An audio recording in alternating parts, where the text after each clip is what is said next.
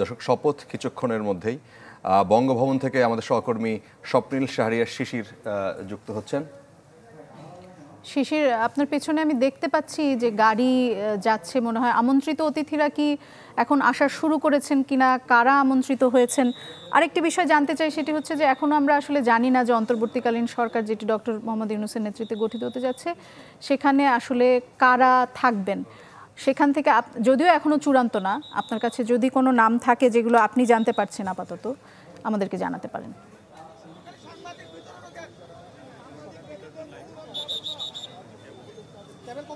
দোলা, অন্তর্বর্তীকালীন সরকারের যে শপথ গ্রহণের আনুষ্ঠানিকতা, সেই আনুষ্ঠানিকতা কিন্তু বঙ্গভবনে সম্পন্ন হয়েছে। এরই মধ্যে কিন্তু অতিথি যারা রয়েছেন তারা অনেকে প্রবেশ করেছেন এবং এখন অনেকে কিন্তু প্রবেশ করতে আমরা কিন্তু দেখছি। আমরা জানতে পেরেছি যে বিভিন্ন রাজনৈতিক দলের নেতৃবৃন্দ, সুশীল সমাজের প্রতিনিধিবৃন্দ এবং বিভিন্ন রাষ্ট্রের প্রতিনিধি, তারাও কিন্তু এই যে অন্তর্বর্তীকালীন সরকারের যে শপথ গ্রহণ অনুষ্ঠান, সেই শপথ গ্রহণ অনুষ্ঠানে কিন্তু তারা আমন্ত্রিত অতিথি হিসাবে রয়েছেন।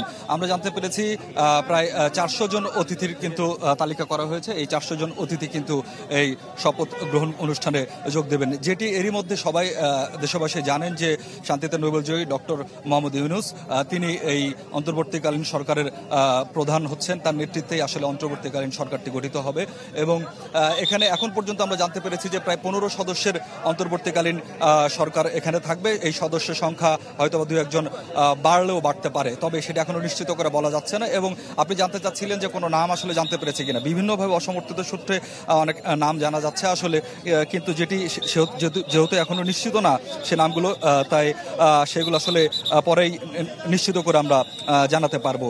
এই অন্তর্বর্তীকালীন সরকারের যারা কারা থাকবেন আসলে সেই বিষয়টি নিয়ে বৈষম্য বিরোধী ছাত্র আন্দোলনের যে নেতৃবৃন্দ রয়েছেন তারা কিন্তু গত পরশুদিনই রাষ্ট্রপতির সাথে বৈঠক করেছেন। সেখানে 3 বাহিনী প্রধানও কিন্তু ছিলেন এবং আমরা জানতে পেরেছি যে 17 সদস্যের কিন্তু অন্তর্বর্তীকালীন সরকারও কিন্তু গঠিত হতে পারে, সেটিও কিন্তু আমরা কিন্তু জানতে পেরেছি। এবং আজ দুপুরেই এই অন্তর্বর্তীকালীন সরকারের শপথ নেওয়ার জন্য কিন্তু নোবেলজয়ী ডক্টর মোহাম্মদ ইউনূস তিনি কিন্তু ফ্রান্স থেকে বাংলাদেশে এসে পৌঁছেছেন এবং তখন কিন্তু তিনি গণমাধ্যমের সাথে কথা বলেছেন বিমানবন্দরে এবং সেখানে তিনি বলেছেন যে বাংলাদেশের আসলে একটি পুনর্জন্ম হয়েছে ছাত্র জনতার আন্দোলনের যে প্রেক্ষিতে, এবং সেই বাংলাদেশকে সবাই মিলে এগিয়ে নিয়ে যেতে হবে এবং তরুণ প্রজন্মকে দায়িত্ব নিতে হবে, সেরকম কথাই কিন্তু তিনি আহ্বানে কিন্তু জানিয়েছেন। এবং আমরা ধারণা করছি হয়তো বা 8:30টার মধ্যেই, যেহেতু 8:30টায় শপথ গ্রহণ শুরু হবে, তার আগেই ডক্টর মোহাম্মদ ইউনূস সহ অন্যান্য যারা শপথ নেবেন এবং অতীতে তারা সবাই চলে আসবেন। অসংখ্য ধন্যবাদ আপনাকে শিশির। বিজলি কেবলস যে কোনো স্থাপনার বৈদ্যুতিক সংযোগকে রাখে নিরাপদ। বিজলি কেবলস, নিরাপদ আজীবন। দর্শক, আবারও নিয়ে যাচ্ছি বঙ্গভবনে। এবার যুক্ত হচ্ছেন সাদ বিন শফিক।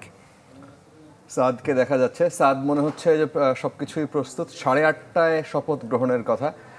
অতিথিরা আসতে শুরু করেছেন কিনা একটি বিষয় নিয়ে অনেকের মধ্যে এই প্রশ্নটা জাগছে। আসলে শেষ পর্যন্ত যদি জানা যেয়ে থাকে যে শেষ পর্যন্ত এই সরকার কত দিনের জন্য গঠিত হচ্ছে এবং কত সদস্যের হচ্ছে, 15-17 শোনা যাচ্ছে, আবার দেখলাম যে 21টি গাড়ি রেডি করা হয়েছে, কতদূর কি জানা গেল? ফারাবি, আমি কিন্তু এই মুহূর্তে আছি বঙ্গভবনের দরবার হলে, যেখানে কিছুক্ষণের মধ্যে সেই আনুষ্ঠানিকতা শুরু হবে। এরই মধ্যে কিন্তু যারা এখানে আমন্ত্রিত হয়ে এসেছেন তারা কিন্তু আসতে শুরু করেছেন এবং শপথের যেসব আনুষ্ঠানিকতার জন্য যেসব প্রয়োজন, এখানে দেখতে পাচ্ছি মাইক্রোফোন রাখা আছে যারা শপথ পড়বেন। এবং আপনি যে কথাটি বলছিলেন এবং সবাই যেটির উদ্দেশ্যে আসলে সব আগ্রহ ভরে বসে আছে, আসলে কত সদস্য বিশিষ্ট হবে, আমাদের কাছে চূড়ান্ত তালিকা আছে। চূড়ান্ত তালিকা অনুযায়ী কিন্তু এই সরকারের সদস্য সংখ্যা হবে 17 জন।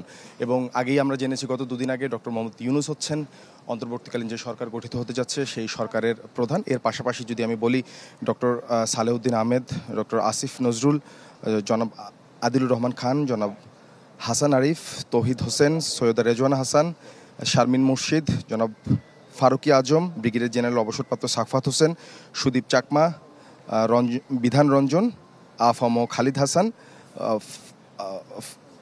ফরিদা আক্তার, নূরজাহান বেগম, নাহিদ বেগম এবং আসিফ মাহমুদ সজীব ভুঁইয়া। মোটামুটি এই হচ্ছে চূড়ান্ত তালিকা, এরই মধ্যে যেটি আমরা জানতে পেরেছি। এবং আপনি যেমনটি বলছিলেন আসলে মেয়াদ কতদিন হবে, মেয়াদের বিষয় কিন্তু আমাদের কাছেও বিষয়টি ধোঁয়াশা, যে মেয়াদ আসলে কতদিনের হবে, কারণ আমরা যতটুকু জেনেছি যে একটি নির্দিষ্ট সময় পর্যন্ত ন্যূনতম 3 বছর পর্যন্ত এই সরকার কাজ করতে চায় এবং এই আসলে শেষ পর্যন্ত নানা আলোচনার প্রেক্ষিতে নির্ধারিত হলো কতটুকু সেটি কিন্তু এই মুহূর্তে দেখার বিষয়। এবং কিছুক্ষণের মধ্যেই আমরা আশা করছি যারা শপথ গ্রহণ করবেন উপদেষ্টা হিসেবে, প্রধান উপদেষ্টা সহ, তারা বঙ্গভবনে এসে পৌঁছবেন এবং আনুষ্ঠানিকতা শুরু হবে। আমরা পরবর্তীতে নিশ্চয়ই যারা এখানে আমন্ত্রিত হয়ে এসেছেন তারা কি বলতে চান, তাদের বক্তব্য অনুভূতি আপনাদের জানিয়ে দেওয়ার চেষ্টা করবো। ফারাবি। সাদ বিন শফিক, অনেক ধন্যবাদ। সাদ কিন্তু খুব গুরুত্বপূর্ণ তথ্য আমাদেরকে দিয়েছেন এবং 17 জনের নামও তিনি বলেছেন যে 17 জনের নাম এখন পর্যন্ত, যে 17 জনের নাম বললেন সেই তালিকাটাও আমাদের হাতে এখন। এলো instant milk powder happy cow, যেমন সাশ্রয়ী তেমনি পুষ্টিগুণে ভরপুর, আর এটা